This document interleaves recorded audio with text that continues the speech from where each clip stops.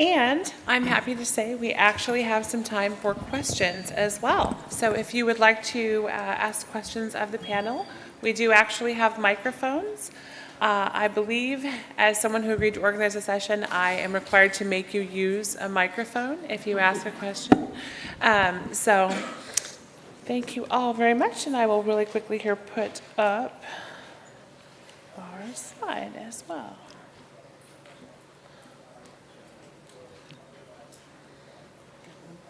Just want to go ahead. Okay, I didn't know. Yes. For Joanne, you spoke about sending the questionnaire to stakeholders in the planning stages, and I'm wondering if you could speak a little to what kinds of questions you asked and whether they were more open-ended or did you use metrics of some kind? Sure. They were, whoops, sorry about that. Both, actually. We had set questions that we wanted to know. Basically, we wanted to have a feeling of how we were viewed by our various stakeholders.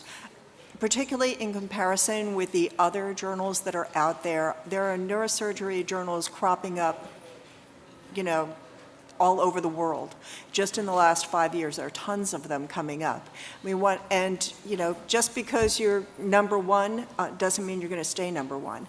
So we wanted to have a feeling of how our readers viewed us, and all sorts of things like how they felt about our content, how they felt about our variety, how they felt about the format, how it looked, whether they had any interest in print journals at all. That's something we've asked periodically over the years, and neurosurgeons actually like print journals. But we also tried to figure out whether that was, according to age and experience. We also just wanted to know about how they felt about seeing more and more operative films, or videos, because that is something that is really important for the practicing neurosurgeon to actually see how to do a new technique or something like that. And so we're pushing more videos. We also wanted to know what other things they wanted, which is why we now have, connections from our articles, certain articles to a neuroanatomical encyclopedia that was built by a prominent neurosurgeon, and all these different things. They gave us a lot of ideas. Yeah, I think there's some important things there as well when we're talking the way we engage with our audiences. Questionnaires are really good to get some basic information. Open questions help to get new ideas. But I think focus groups are also quite useful, and in direct contact with influencers in any field. And we found, we're talking about 2D materials, so Andre Guillaume, who is the Nobel Prize winner, or one of the Nobel Prize winners for graphene, when we spoke to him about whether the new journal was a good idea, he told us absolutely not. 3 years later, he's now actually submitting content to that journal. So I'm pleased to say that worked. But it was a bit that came up in the keynote this morning. Sometimes your audiences don't tell you exactly what they want. So you have to interpret that and obviously respond to it accordingly. Hello. I'm Glenn Collins from Origin Editorial, and this is for IOP. And you started 3 journals in a very, very short time, that's 6 months, but you didn't really talk about the finances or the financial challenges, the subscriber base, or could you go into a little detail about that, because it is a very short period of time, and you already have a lot of journals. What were the challenges with that part? So the real challenge we put there was more to add value to the content that we already had. So the intention behind those 3 journals was not to raise new revenue. It was to continue to represent the communities that we work with, and to offer them vehicles to continue publishing with IOP that would be give us some longevity in terms of our program. And to acknowledge, I think what Jeff was talking about there, that whilst we had a physics background and we're known for physics, that physicists aren't working in the same way anymore and in the same fields, and that the journals that we had didn't necessarily represent where they were going in the future. So they're rolled into our package deals, but there wasn't an expectation that they would become revenue generating on their own. Thank you. Just one more quick comment about that. So I talked a bit about how the directive was sort of, let's launch some new journals, figure out where to do that.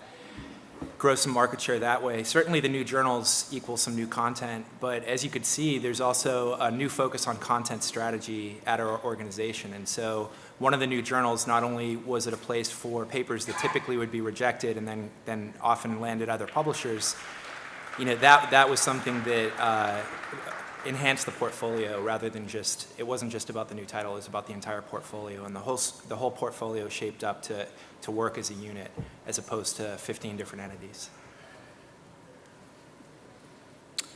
Hi, Nick Dormer, Wiley. So and this is a question for all the panelists, which resources would you say, or which strategic part or part of the strategic plan took up the most resources or were the most taxing on resources in terms of emotional investment or financial or time commitments? Which section of this strategic plan took up the most energy? Getting the leadership team together. I think a bit of a flippant joke, but I mean, even just scheduling people to get in a room regularly to talk about strategy and to not delve into operational issues, but to really focus at that high level and understand the difference between strategy, operations and tactics. Getting a common language across the group, that probably took the longest time. In terms of how you then organize your resources, I think is something we were quite efficient at already. We had to take that step back to see the bigger picture in the 15 individual titles and the potential in those gaps and opportunities. I think also, just agreeing with the idea of getting everybody on the same wavelength, because just in our staff alone, when I put out that thing about our first reaction to doing strategic plan, there were a lot of people who really didn't want to be pulled in. And to figure out ways of making it interesting and making it become their plan and making them be active participants. It worked. People who you did not expect to really be interested wound up actually being champions. I could probably say that one more thing about this as well. The thing about delivering a strategy plan is that it's not a one-time event. So quite a lot of people get involved in the one time you deliver the first plan without the realization that this is something you have to continue to nurture for years and potentially change depending on how the market changes or the outcomes of your investigations. And getting people to commit to that every year, frequently, that's probably an even bigger investment of time. Rich Simoes, New England Journal of Medicine. A number of you, and this is kind of a tie into the last question, mentioned strategic choices. When you were going through the options in doing your strategic planning, how were those choices narrowed down? How did you make the trade-offs? Was it consensus that led to most of the trade-offs being decided, or was there some decision that needed to be made by a leader? Could you describe how that unfolded, and were you able to rely on consensus, or did you have to come in and make a decision? I would say it was a combination, actually. Yes, some decisions have to be made. You have to figure out also economically what you can do, when you can do, and whether it's going to be smooth sailing or the impediments are going to cost more, either monetarily or also in just the work of the particular staff. You always have to take that in mind. I would agree with that. It's a combination of things. I think some decisions just fall out because they were well thought out to begin with and sort of weighing the pros and cons. Others did require sort of a checklist of, is this going to meet a realistic timeline? Is it going to meet a budget expectation? Is it too ambitious? We'll do it next time, or we'll put that one off for the future. So I think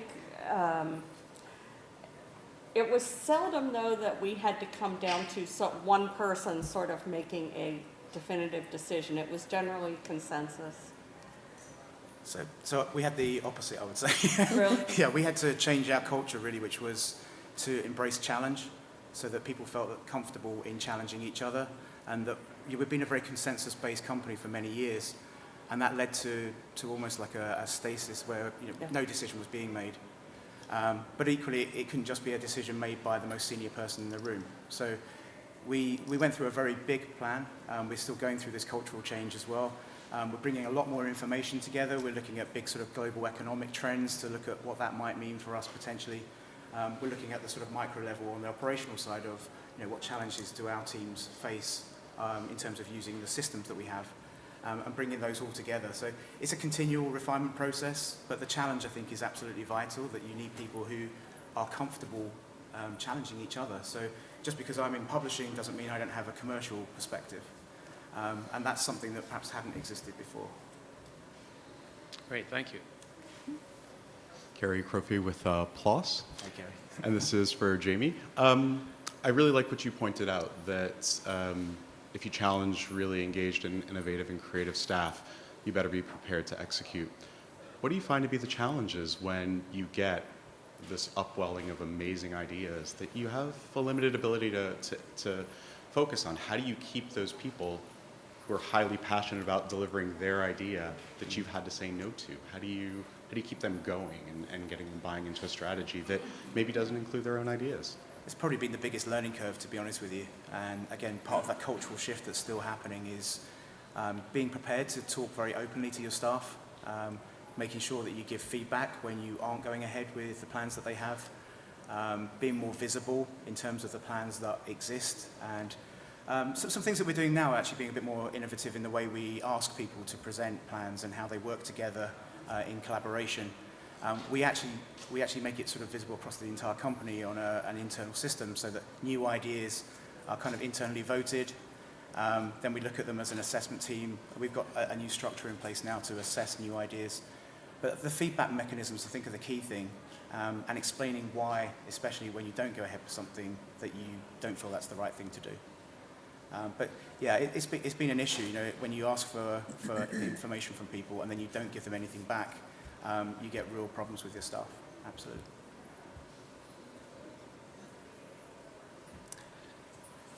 All right, well, thank all of you for coming, and thank you again to our speakers, Sarah and Matt.